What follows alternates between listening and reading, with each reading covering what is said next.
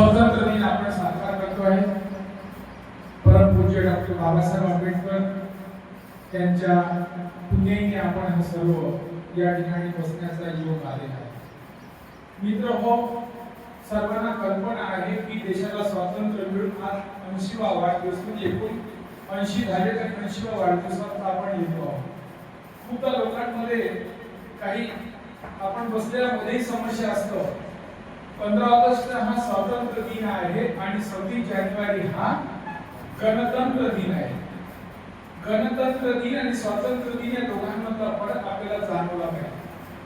आज भारत देश हा ब्रिटिशांच्या राजवटीतून स्वतंत्र झाल्यानंतर आपण काय करतो की हा जो ध्वज आहे, राष्ट्रध्वज आहे, ह्या ध्वजाची स्थापना म्हणजे ऑलरेडी ध्वज हा 22 जुलै 1947 ला त्याची निवड केली आणि आज त्या दिवशी देशाचे प्रधानमंत्री जो झेंडा असतो तो झेंड्याला खालून वर नेतात आणि ब्रिटिशांचा जो झेंडा तो उतरवला आणि आपला झेंडा तिथे चढवला।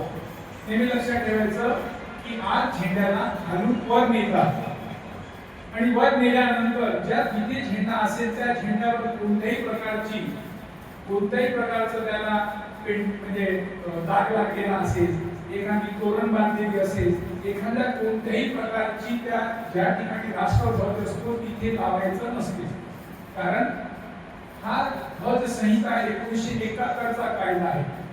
त्याचबरोबर ज्याप्रमाणे सन्मानाने आपण वर चढवतो तसंच सन्मानाने त्याला खाली उतरवायचं। तो ध्वज असलेला त्यामध्ये त्याचा रंग खालीवर बरोबर जशाला तसं दिलं तसंच बाहेर आला पाहिजे।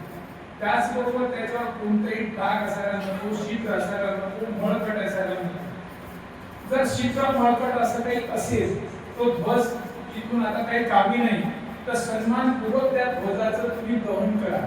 कुठे डब्यात कचरा पेटी टाकता येत नाही। जर टाकलं तर तुमच्यावर 3 वर्षाची सजा होते।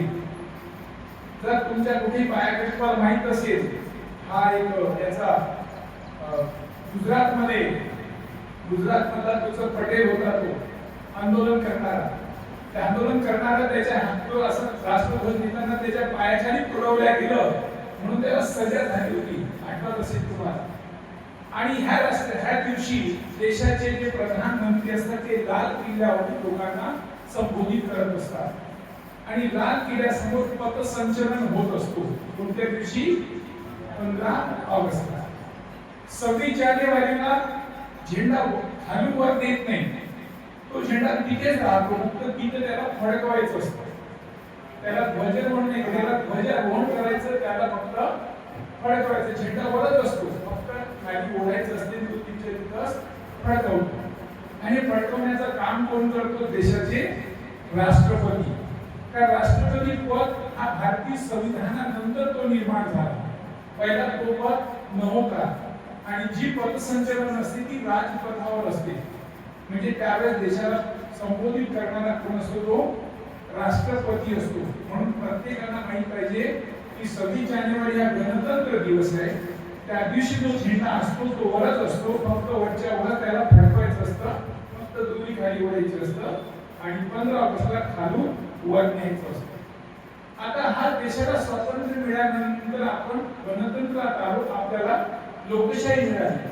परंतु स्वातंत्र्य मिळत असताना स्वातंत्र्यामध्ये काही वेळेस काही लोकांचं असं असते की आमच्या दलित शोषित पीडितांचं काय योगदान। आता दलित शोषित पीडितांचं योगदान असताना या देशाचे सर्व नागरिक आहेत, या देशाचे सर्व संपत्तीवर सर्वांचा समान अधिकार आहे। समान अधिकार असलेल्या त्या देशातील नागरिकांना खायला सोय नव्हती, राहायला घर नव्हतं। म्हणजे ज्या व्यक्तीला त्या देशात राहायला घर नाही, खायला अन्न नाही, घालायला कपडे नाही, मग आधी समस्या तुमची कोणती असेल? पोटात अन्न पाहिजे, मग कपडे पाहिजे, मग बस राहायला पाहिजे। म्हणजे ह्या समस्येसाठी झटण्यामध्ये हा सुद्धा देशाच्या स्वातंत्र्यासाठी असलेला योगदान आहे। कारण आमच्या अधिकारांच्या माणसाला आज खायला अन्न नाही आहे आणि त्या लढ्यात कारण या देशांमध्ये जी माणसं होती त्यातलीच अवस्था होती। कारण सुजलाम सुफलाम भारत असल्यानंतर भारतामध्ये जी गुलामीची पाळी आधीची गुलामी निर्माण झाली, त्यामध्ये वेगवेगळ्या देशांमध्ये राजे होते तरी गुलामीतच होतो, या देशांमध्ये ब्रिटिश होते त्या दिवशी मुस्लिम राज्य होतं तरी गुलामीत होतं, आणि अशी गुलामीत होतो की आम्हाला खायला नाही प्यायला नाही, म्हणजे आमचा दिवसाची पोटभर अन्न सुद्धा मिळत नव्हतं, अशी अवस्था त्या देशात आहे. त्या देशातील लोकांच्या अन्नासाठी पहिले झटणे म्हणजे हा सुद्धा देशाच्या स्वातंत्र्यात असलेला योगदान आहे. त्या माणसाला त्याचा अधिकार मिळवून देणे यासाठी त्यात लढणे हा सुद्धा देशाच्या